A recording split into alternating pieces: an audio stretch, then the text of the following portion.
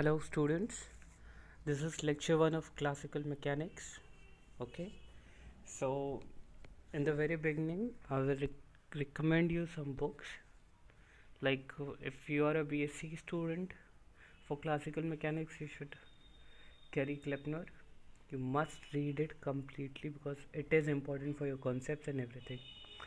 For MSc students you can go for Kiran C. Gupta and J.C. Upadhyay, and if you are a class 12 student, Concept of Physics by C. Verma is an appropriate book for you. Okay, classical mechanics we will be studying is important because its application is in other subjects too, like solid state physics, quantum mechanics, thermostats, atomic and molecular physics.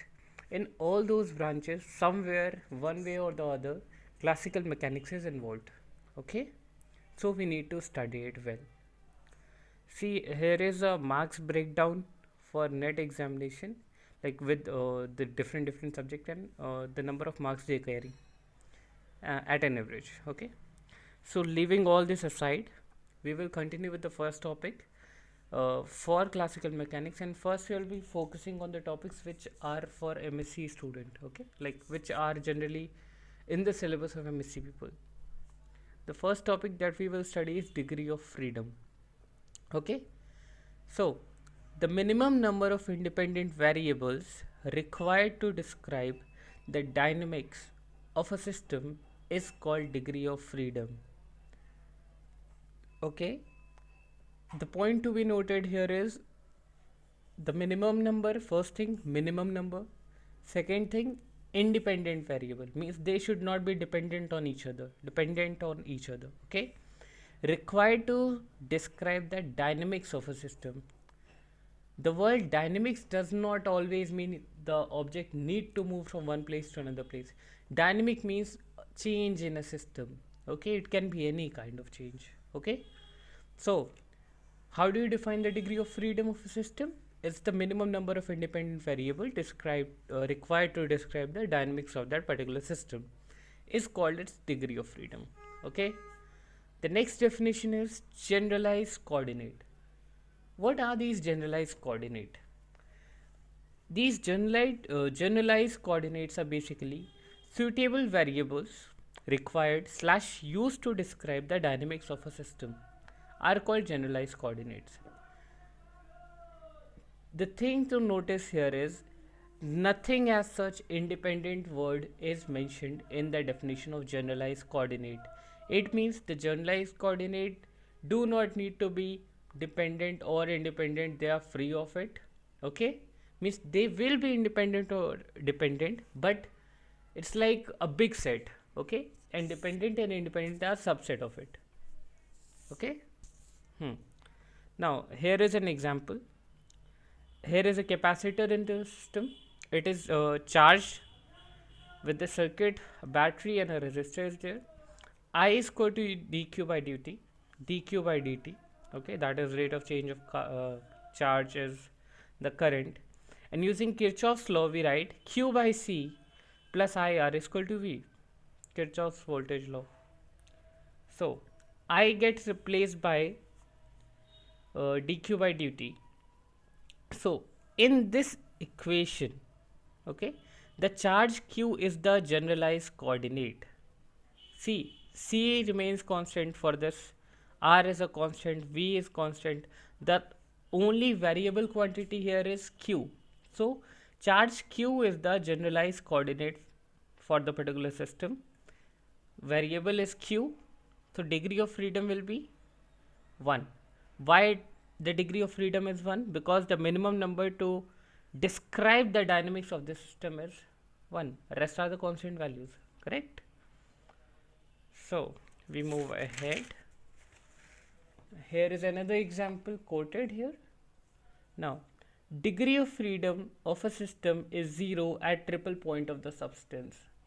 See,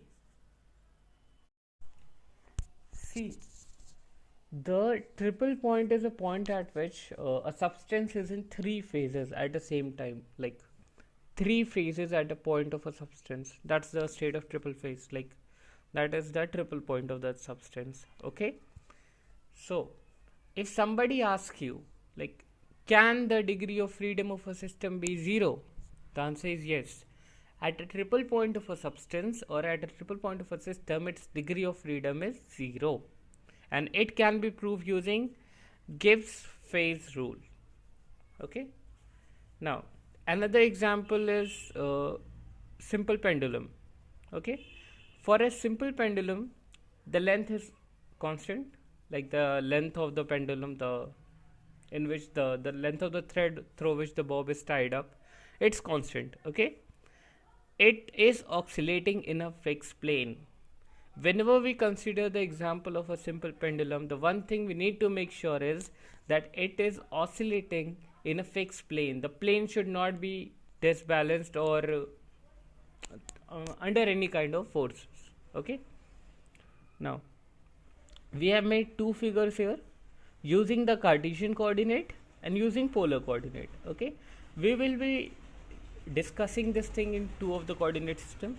See, in Cartesian coordinate, this is x-axis and this is y-axis. It is the pendulum. This point is x and y. Okay. And this length can be written as under root x square plus y square. Okay. And if we interchange terms, y is equal to under root L square minus x square. Okay. Where x and y are variable and L is fixed. Now similarly, using polar coordinate, what we can say, this r or L is constant, correct? The theta thing changes. Okay. So in this xy coordinate, what is the generalized coordinate? Like, what are the generalized coordinates? The generalized coordinates are x and y. Okay. And in this particular case, what is the generalized coordinate? It is only theta. Okay.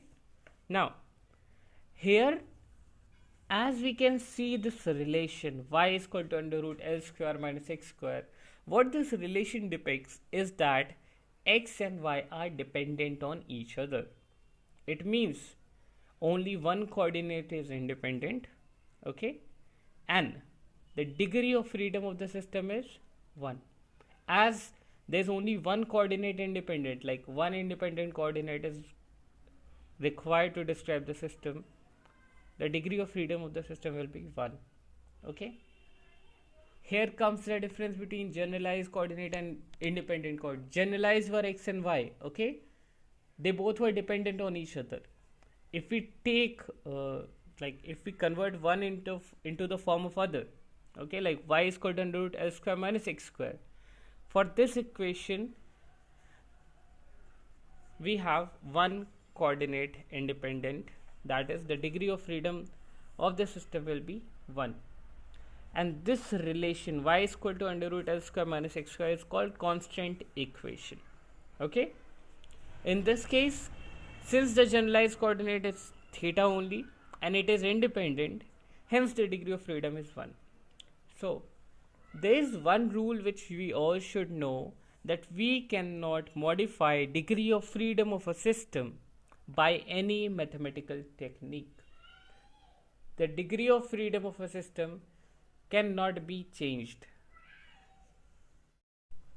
So as we discussed this equation, y is equal to under root L square minus x square. This equation is called constant equation. Okay. As it is putting a constant for the system, like creating a constant for the system.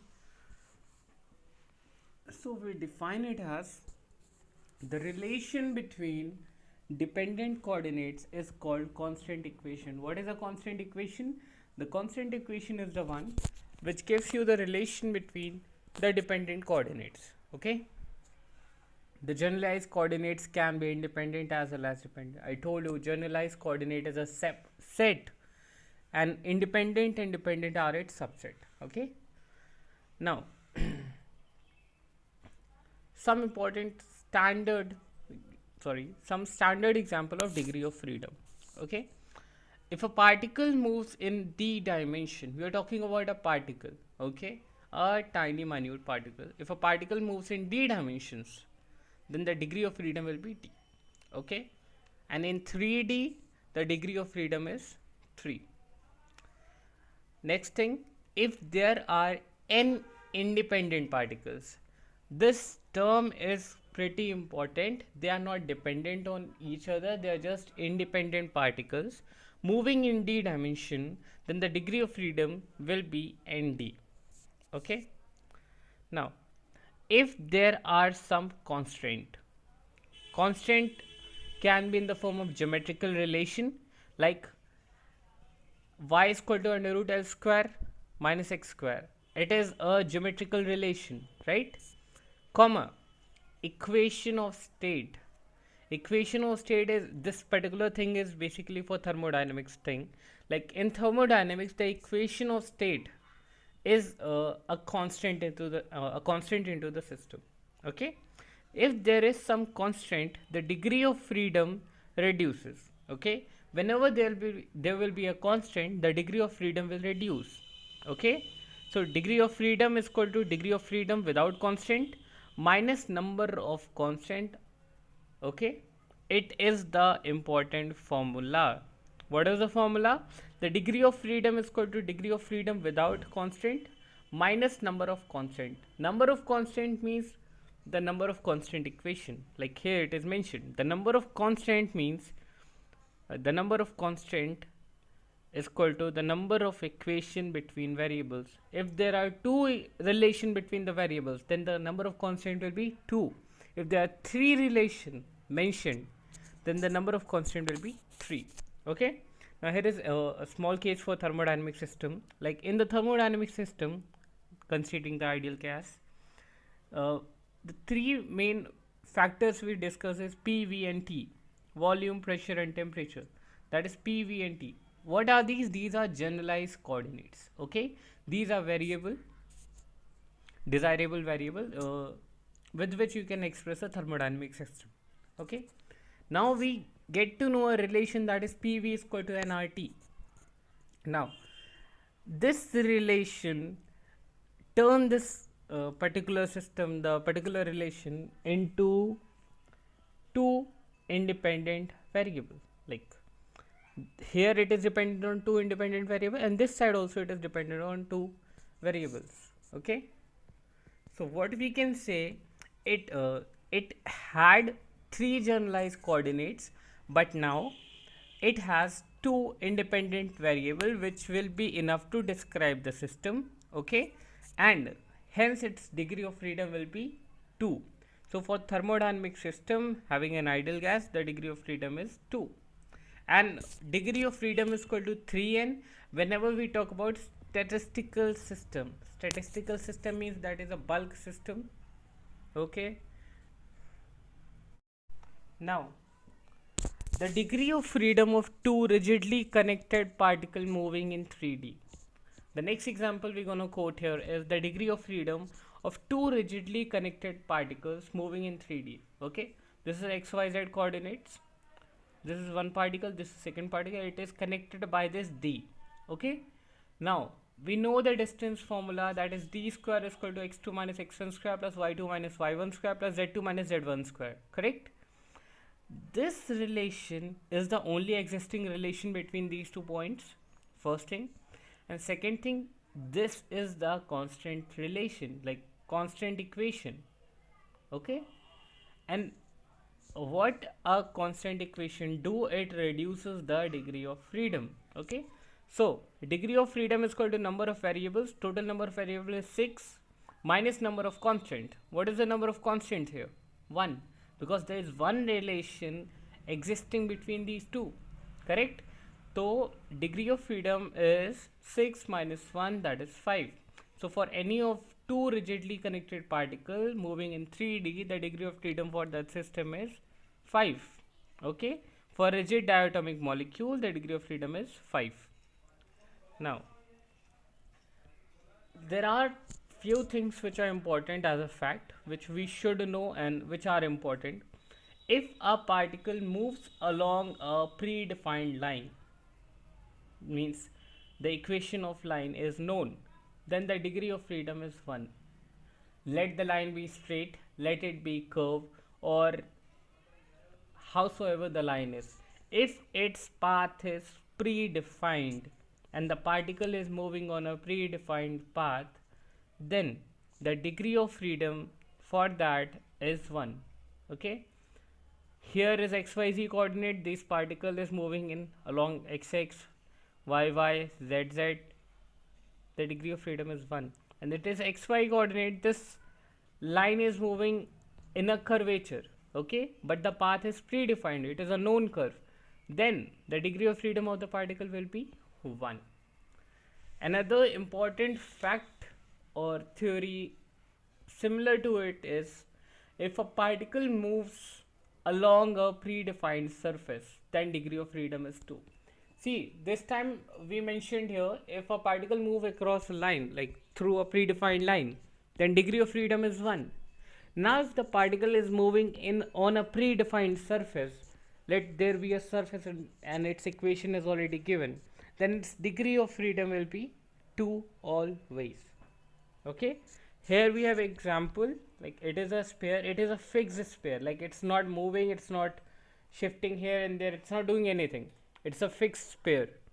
Okay, we have made xyz and r theta phi, like for this point. Now here is a particle on the sphere, its degree of freedom will be 2. How? We will see.